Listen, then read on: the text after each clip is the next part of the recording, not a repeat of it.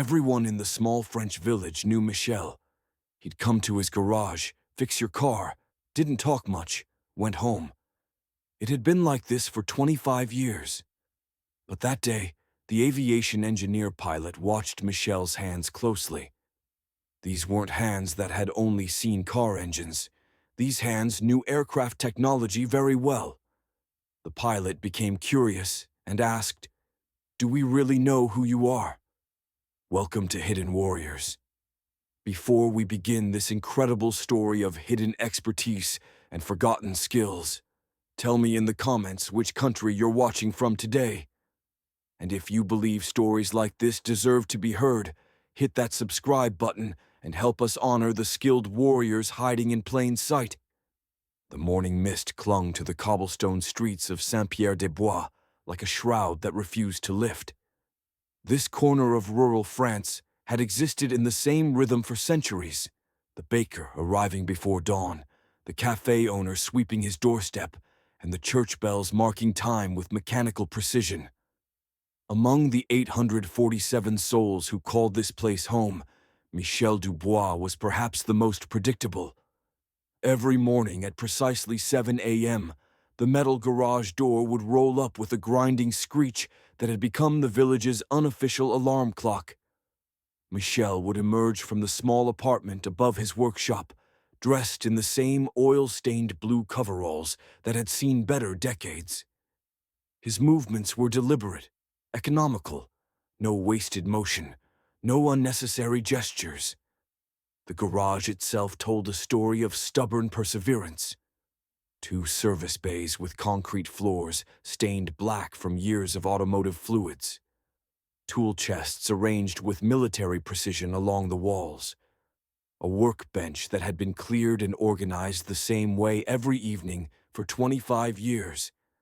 The hand-painted sign outside simply read, "Dubois, Reparations Automobiles." In faded letters that Michel never bothered to refresh. He worked alone, always had.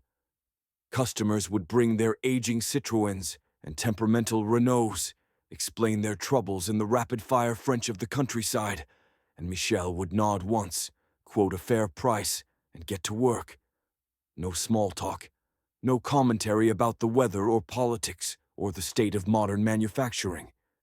Just the quiet symphony of tools against metal, the hiss of compressed air, and the satisfied grunt of an engine returning to life.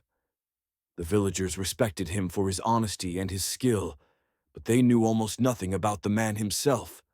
He lived alone above the garage, kept his own company, and seemed content with a life measured in repaired transmissions and replaced brake pads. When invited to village celebrations or church gatherings, he would politely decline with a slight nod and continue working. But those who paid attention noticed things. The way Michel's hands moved with unusual precision when he worked under a hood. How he never seemed to struggle with complex mechanical problems, as if he could visualize the solution before he even opened the toolbox. His movements weren't those of a man who had learned through trial and error. They carried the confidence of someone who had been trained by experts. And sometimes, on quiet afternoons when the garage was empty, Michel would step outside and look up at the sky. His eyes would track aircraft as they passed overhead, commercial jets leaving contrails across the blue, small private planes puttering toward distant airfields, and occasionally, military helicopters that most villagers never noticed. But Michel noticed. His gaze would follow them with the focus of someone who understood exactly what he was seeing. Old Jacques from the cafe next door had once remarked, "That Michel, he has the touch with engines, never seen anyone fix them like him." But when pressed for details about his background, Michel would simply change the subject or find an excuse to return to work. Tuesday had begun like every other Tuesday in Saint-Pierre-des-Bois. The market vendors were setting up their stalls in the village square. Children were walking to school with their satchels bouncing against their backs. Michel was elbow-deep in the engine bay of Madame Beaumont's ancient Peugeot, fighting with a carburetor that had been temperamental since the Clinton administration. The sound came first as a distant hum, growing steadily louder until it demanded attention. Michel straightened, wiping his hands on a rag as he looked toward the horizon. The aircraft was flying too low. Much too low. Even from a distance, he could see the helicopter struggling, its normal flight pattern replaced by the erratic movements of a machine in distress. It was a Eurocopter EC-135, the kind used for emergency medical services throughout Europe. The distinctive red and white markings were visible as it circled the village once, then twice, clearly searching for a suitable landing site. Black smoke was trailing from the engine compartment, not the thick, dramatic plumes of Hollywood disasters, but the thin, oily wisps that spoke of serious mechanical failure. Michel set down his tools and walked toward the village square, joining a growing crowd of curious onlookers. The pilot had chosen the football field behind the school, bringing the aircraft down hard but safely. The landing was textbook under the circumstances, controlled, precise, with just enough roughness to indicate the machine was hurt. Captain Sarah Mueller stepped out of the pilot's seat, her flight suit marked with sweat stains and her face tight with frustration. She was perhaps 35, with the bearing of someone accustomed to being in control of complex situations. But this situation was rapidly moving beyond her control. "Engine failure," she announced to the small crowd that had gathered at the field's edge, speaking English with a slight German accent. "I was transporting a patient to Lyon when the oil pressure dropped to 0. Complete system failure." The patient, an elderly man who had suffered a severe heart attack in a village 30 kilometers away, was stable but needed to reach advanced cardiac care within hours. Every minute of delay increased the risk of permanent damage or death. "I've called for backup," Captain Mueller continued, pacing beside her wounded aircraft. "But the nearest maintenance facility is over 200 kilometers away. Even if they dispatch a technician immediately, we're looking at 8 to 10 hours before this bird is airworthy again." Michel had worked his way to the front of the small crowd. He stood quietly, studying the helicopter with eyes that took in details others missed. The angle of the rotor blades as they settled, the specific location of the smoke emission, the particular sound the turbo-mecha engine was making as it cooled down. These weren't casual observations. They were the systematic evaluation of someone who understood precisely what he was looking at. "Excuse me," Michel said, his English heavily accented but clear. "May I examine the engine?" Captain Mueller turned to him, taking in his oil-stained coveralls and weathered hands. Her expression was polite but skeptical. "Are you a mechanic?" "I repair automobiles," Michel replied simply. "This is a helicopter engine. The systems are completely different from automotive applications." Michel nodded respectfully. "Perhaps, but metal is metal, and mechanical principles remain consistent. Sometimes the approach is transferable." The pilot hesitated. Her training emphasized working only with certified aviation mechanics, but the clock was ticking, and her patient's condition was stable but precarious. "I suppose it couldn't hurt to look," she said finally. "But please don't touch anything without asking." Michel approached the aircraft with a reverence that surprised Captain Mueller. He didn't rush to open access panels or grab tools.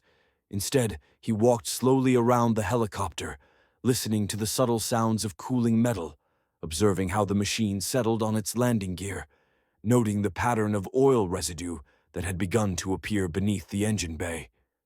His examination was methodical, professional. This wasn't casual curiosity. This was systematic troubleshooting by someone who understood both the general principles of mechanical failure and the specific characteristics of turbine engines. "The oil pressure failure," Michel said after completing his careful inspection. "Did it occur gradually or suddenly?" Captain Mueller looked surprised by the technical precision of the question. "Suddenly. One moment all parameters were normal, Then every warning light on the panel lit up simultaneously. Michel nodded and pointed to a specific area near the engine cowling. "May I open this access panel?" The pilot hesitated for a moment, then nodded. Michael's hands moved to the correct latches immediately, as if he had opened that exact panel hundreds of times before. His familiarity with the mechanism was impossible to miss. Inside, the Turbomeca Arius engine was still warm, its components visible through carefully designed access points. Michel studied the engine for several minutes without touching anything, his eyes tracing hydraulic lines, examining connection points, noting the specific pattern of oil distribution around various components. "There," he said quietly, pointing to a particular hydraulic fitting. "The oil pump drive coupling has failed catastrophically. You can see the metal shavings here, and the coupling itself has seized completely." Captain Muller leaned in to examine where Michel was indicating. He was absolutely correct. The coupling that connected the oil pump to the main gear train had indeed failed, exactly as he described. "How did you know where to look?" she asked, genuine amazement creeping into her voice. "The pattern of oil distribution tells a story," Michel replied, "and the sound the engine made during shutdown. That specific grinding noise originates from this location when this component fails." The pilot stared at him with growing astonishment. "Are you certain you work only on automobiles?" Michel allowed himself a slight smile. "I have worked on many different types of engines throughout my life." Captain Muller pulled out her satellite phone and contacted her maintenance base. After explaining the situation and Michel's diagnosis, she handed the phone to him so he could speak directly with the chief aviation mechanic. "The civilian is absolutely correct," the voice on the phone confirmed after Michel described his findings in precise technical language. "Those symptoms indicate exactly that failure mode, but replacing that coupling requires specialized aviation tools and specific torque procedures." "What tools would be required?" Michel asked. The chief mechanic listed several specialized pieces of equipment, along with detailed torque specifications and safety protocols. As he spoke, Michel nodded as if he were familiar with each item on the list. "I believe I can adapt," Michel said. "Do you have the part number for the replacement coupling?" After several more minutes of highly technical discussion, Captain Muller ended the call and stared at Michel with undisguised amazement. "My maintenance chief says you demonstrated more knowledge of turbomecha engines than most certified aviation mechanics possess. Where exactly did you acquire this expertise?" Michel was already walking back toward his garage. "I will need to gather some tools," he said, not answering her question directly. What transpired over the following 3 hours would become the most talked-about event in Saint-Pierre-des-Bois since the liberation in 1944. Michel returned from his garage carrying a carefully curated selection of tools. Some were standard automotive equipment, but others were specialized instruments that the villagers had never seen before. He approached the helicopter engine with the methodical precision of someone who had performed this exact procedure many times. Captain Mueller watched in fascination as Michel fabricated custom tools to access components that should have required specialized aviation equipment. When he needed to remove the failed coupling, he created an improvised puller from automotive tools that worked with perfect efficiency. "Where did you acquire that torque wrench?" the pilot asked, noting the precise calibration markings and professional quality. "I have collected specialized tools over many years," Michel replied without elaboration. But it wasn't merely his tools that impressed Captain Mueller. It was his comprehensive knowledge of the aircraft's systems. When he needed to drain the oil system, he knew exactly which valves to open and in what precise sequence. When testing oil pressure after installing the replacement coupling, he knew exactly what readings to expect at each stage of the process. "Michel," the pilot said as he completed the final adjustments, "I have been flying helicopters for 12 years. I have observed dozens of certified aviation mechanics working on these engines. You're not simply repairing this aircraft, you're optimizing it. That modification you made to the oil filter mounting will actually increase system reliability. Michel tightened the final bolt and stepped back from his work.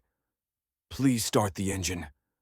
The Turbo Mika Arias engine started immediately, settling into the smooth, steady rhythm of a perfectly tuned turbine. Oil pressure was optimal, operating temperatures were within normal parameters, and all warning systems remained silent. Captain Mueller ran through her complete pre-flight checklist twice, testing every system. Everything was not just functional, it was perfect. Michael, she said after shutting down the engine, I need to ask you directly. What is your actual background?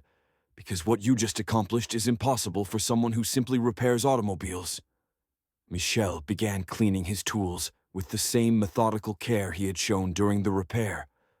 I worked on helicopters before I came to this village. Where?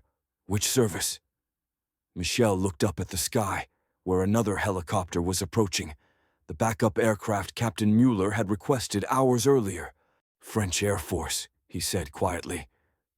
Aviation Maintenance Squadron. I specialized in rotorcraft systems. Captain Mueller felt her breath catch. For how long? 22 years. I was Master Sergeant Michel Dubois, Chief Helicopter Technician. I worked on every type of rotorcraft in the French inventory. Puma, Gazelle, Tiger, Lynx. If it had rotors, I could repair it. The backup helicopter was landing now, and Captain Mueller could see her relief crew preparing to transfer the patient. But she couldn't stop staring at Michel, trying to reconcile the village mechanic with the aviation expert who had just saved her mission. Why didn't you tell me this from the beginning? Michel finished packing his tools with characteristic precision. Because that was a different life. Here, I repair automobiles for my neighbors. It is simpler, more peaceful. But your skills are extraordinary. You could be working for Airbus, for Safran, for any major aerospace company in Europe. Michel watched as the patient was carefully transferred to the backup aircraft. I have seen enough of the world, Captain. This village is my home now. How many lives have you saved? She asked quietly. I don't keep count, Michel replied. But today, we saved someone together. That is what matters. Word of Michel's helicopter repair spread quietly through certain circles. Within a week, representatives from 3 major aerospace companies had contacted him, offering positions with salaries that would have transformed his modest life into one of comfort and recognition. Michel politely declined them all. Captain Mueller returned to the village a month later, not for an emergency this time, but to bring Michel something. Her complete service record, which she had requested through official channels. Master Sergeant Michel Dubois, she read aloud in his garage while he worked on a farmer's tractor. Multiple commendations for exceptional service in Chad, Mali, and Afghanistan. Chief technician responsible for maintaining helicopter fleets under some of the most challenging conditions on Earth. Credited with innovations that improved reliability and saved countless lives. She looked up at Michel, who continued working without interruption. The record indicates you were offered promotion to warrant officer 3 times and declined each opportunity. I preferred working with my hands to managing paperwork, Michel replied. And after retirement, you simply disappeared. No forwarding address, no contact with your former unit. Michel set down his wrench and faced her directly. I served my country for 22 years. I maintained helicopters so pilots like you could complete their missions and return home safely. When my service was complete, I wanted peace. Captain Mueller handed him an envelope. This is from the Chief of Staff of the French Air Force. It's a formal recognition of your continued service to aviation. Michel opened the envelope and read the letter, which thanked him for his exceptional repair work and offered him consultant status with the Air Force's helicopter maintenance program. They want you to train the next generation of aviation mechanics, Captain Muller explained. Michel folded the letter carefully and placed it in his pocket. Perhaps someday. For now, I have automobiles to repair. 6 months later, Michel still operated his small garage in Saint-Pierre-des-Bois. But now, twice each month, young aviation mechanics from across France came to learn from the quiet man who could repair anything with rotors.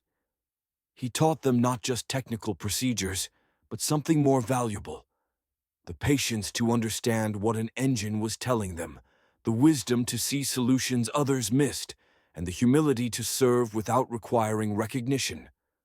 Because that's what true mastery looks like. Not the need to prove yourself to others, but the quiet confidence to help when help is needed, regardless of whether anyone remembers your name. So I ask you, have you ever encountered someone like Michel? Someone whose apparent occupation barely revealed the surface of their real capabilities? Someone who chose simplicity over recognition, peace over profit? Share their story in the comments. Because at Hidden Warriors, we believe the most skilled hands often belong to the quietest people, and the greatest expertise is sometimes hidden behind the most ordinary doors. Thank you for watching. If this story reminded you to look more carefully at the skilled people around you, subscribe and help us honor the hidden masters among us. We'll see you in the next story.